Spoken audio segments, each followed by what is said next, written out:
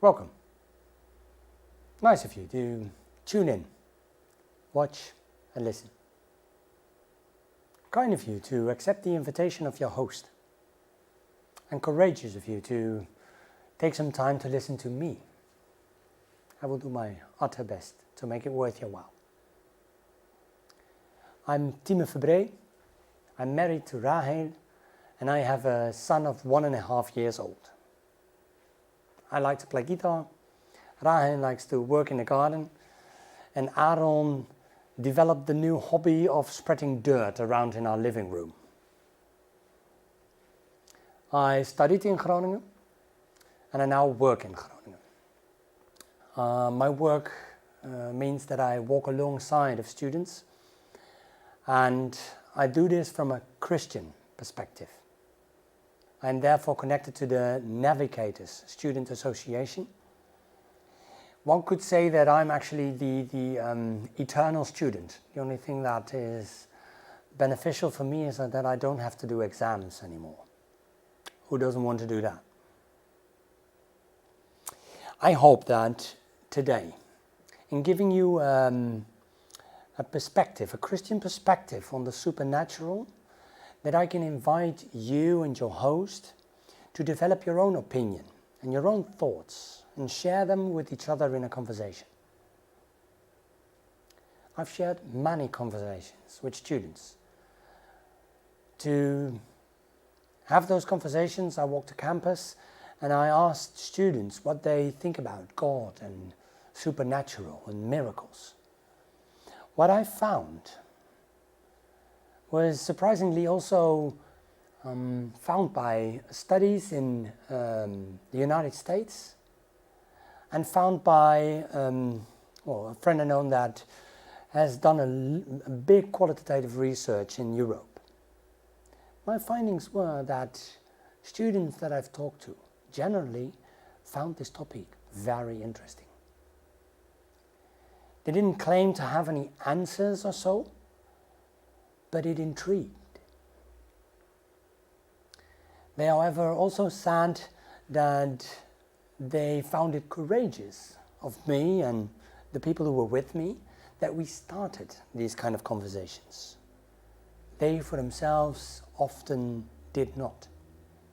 I hope that tonight may help you to have these kind of conversations more often. Maybe with the host or person you are watching this tonight. Okay, enough introduction, let's get to the theme, supernatural. When I was asked to talk about this topic, I immediately had to think about two things. First, miracles like splitting the sea and supernatural healing. And on the other hand, Superman. I, however, tonight don't want to talk about these kind of things for too long. I want to say two things. Firstly, miracles are hard to find. I know because I've been searching for them. And if you want to search for them as well, I would invite you to search for the story of Janneke Vlot. If you don't know how to find that story, ask your Dutch student, fellow student, or somebody you know how you write Janneke Vlot in Google, and Google will do the rest. Secondly, I directly want to say that it's a leap of faith. Miracles are something that one believes in or not. For example, the story of Janneke Vlot. There are many other stories that look exactly the same, that I have doubts about, and others don't. Some people just wholeheartedly believe, and others cannot get to that point. I find that it is no use to then start screaming arguments at each other until we convinced the other party of our point. It is an interesting story, of course, and If it intrigues you, I invite you to talk about it tonight. But for now, I just want to leave it here. So what's he going to talk about? I have to stay on theme, don't I? For that, I'm going to play with words a little bit. So what I'm going to do is look at supernatural, but I'm going to split it in two. And first I want to have a look at the second part, natural. So if I think about this word, what came up for me was this feeling of duh, of course. So to underline this, I want to take you to a piece of the Bible. The Bible is a collection of 66 books. And in the beginning of those books, the first books are mainly law books. Let's see it as a constitution for Jews. In one of those books, I read the following. Cursed be he that makes the blind to wander out of the way. After reading this, I thought, duh. So this might be an ancient law from an ancient scripture, but I hope that even today, this is perceived as normal. I think you don't have to be a supernatural theologian to find out that this is reasonable. And I hear you think, oh yeah, he took out this little part that is convenient for him to say the Bible is logical. And you might know or heard about texts and scriptures and laws that are not so obvious and doesn't make you say, of course. I agree. And I invite you to talk about it. But I, for now, want to stay with this natural, of course. We today find it normal that we can watch every film or documentary or series on every moment of the day that we want. If you come from far away and you study in the Netherlands, or you want to go somewhere, or you have an international job, what you do is you fly to that location. And another thing that is obvious is that we all have a cell phone by which everybody can reach it at any time, and we have the world of information at our fingertips. However, I think this was not that obvious and so natural for 1 or 2 generations before us. The obvious thing is the theme of this year's Passion Week, the elephant in the room. The elephant in the room today is, of course, the coronavirus. And the curfew that keeps the elephant in the room from 9 till 4:30. Since a year ago, in March, we in the Netherlands and I think all over the world are getting used to the new normal. But to be honest, it doesn't feel natural. And I wonder whether it ever will be. Another perspective. Here in the Netherlands, we find some things normal or natural that are not perceived in the same way in many other countries.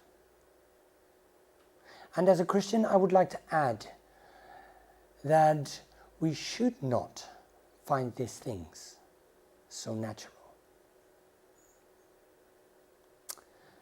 The cries to the food bank for help are growing because people can't pay food on the table. At Slaaphuis, which is the residence for people who don't have a roof over their head, in the night, it's full. Maybe you know them. These interesting people on the streets, the homeless, There's about 1,500, but that is of course natural for a big city. In the Netherlands, we are very lenient in our policies around drugs. And maybe by now you know that here in Groningen there is a street, as there are many streets in the Netherlands, where there is prostitutes renting rooms to get paid that way. We call them sex workers, and all of them chose to have this profession, of course. I wonder whether all these sex workers had this job as their career wish. I wonder, although we are famous worldwide for it in the Netherlands, whether we should be so proud of our policies. I wonder whether it's so good and natural that there are so many homeless people, when in the morning I choose between 7 different pieces of food that I put on my bread, and because of the bread of yesterday is a little bit too dry, I just put it in the bin. I wonder whether it is so natural to be so lenient on drugs and make it available everywhere, while at the same time there are so many people who can't deal with the challenges it brings, as well as you and me. But that is, of course, their responsibility.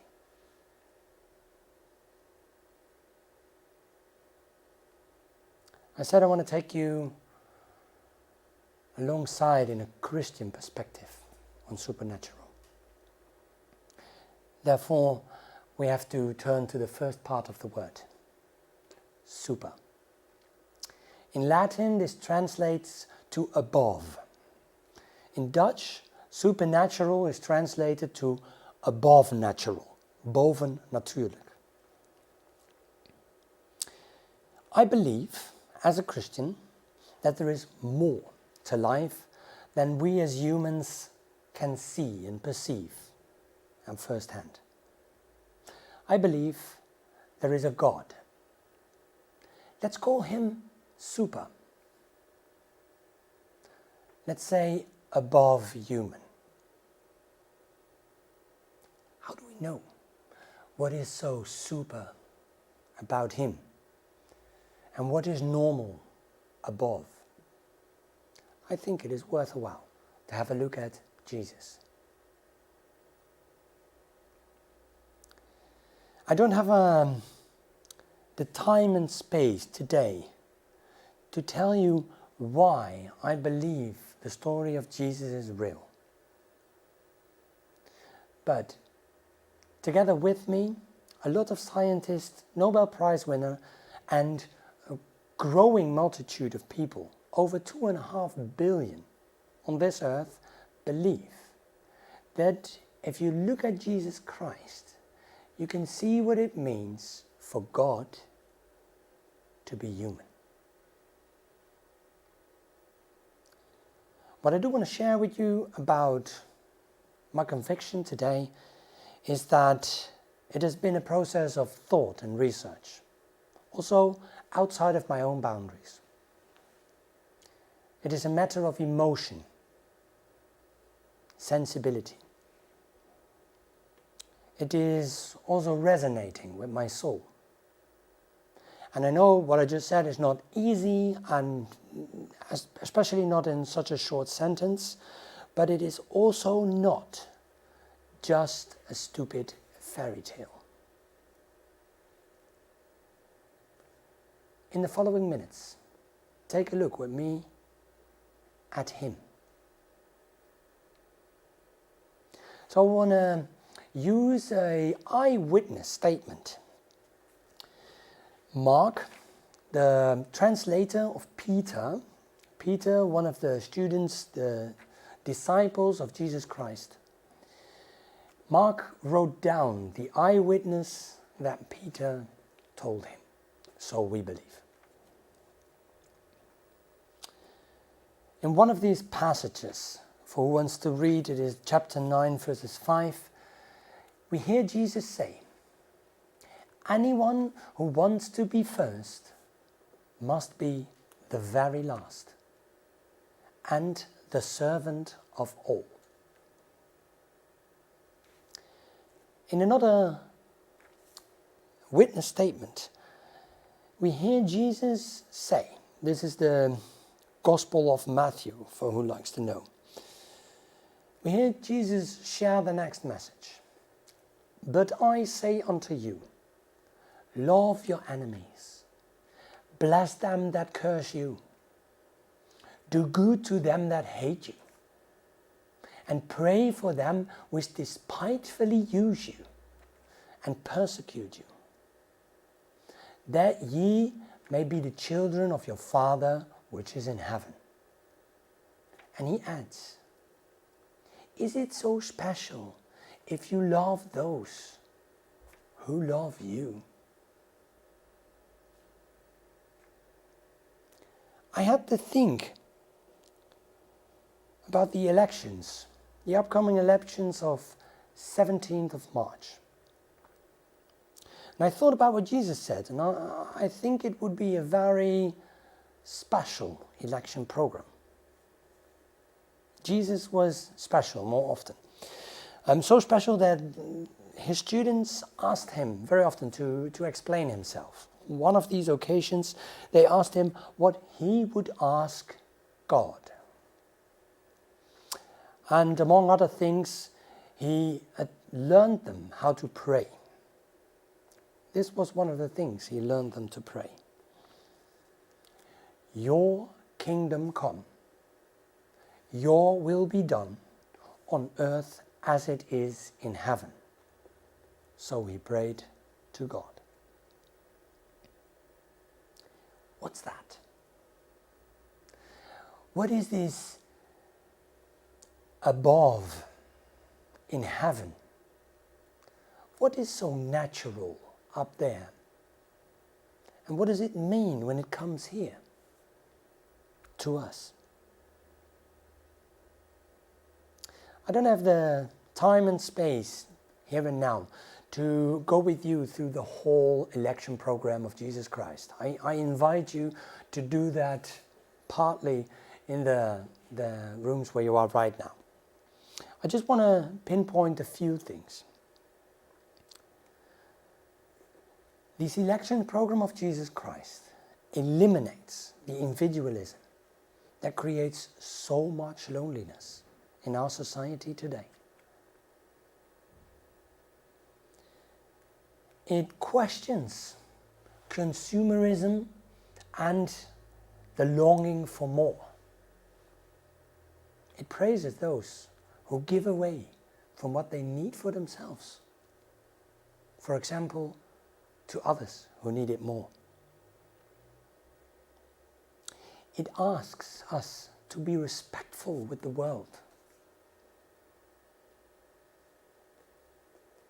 It teaches us not to judge another, because you can better have a look at yourself first.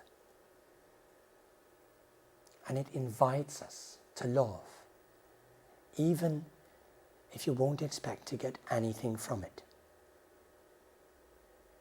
And he lived it. He called the prostitute by her name, visited her house and ate with her to get to know her. He reached out his hand to contagiously ill people on the street who was totally segregated from society, and everybody walked around. And even when they nailed him to a cross, he prayed, "Father, forgive them, for they do not know what they are doing." I find this wonderful. He did this. naturally. But of course, he is supernatural.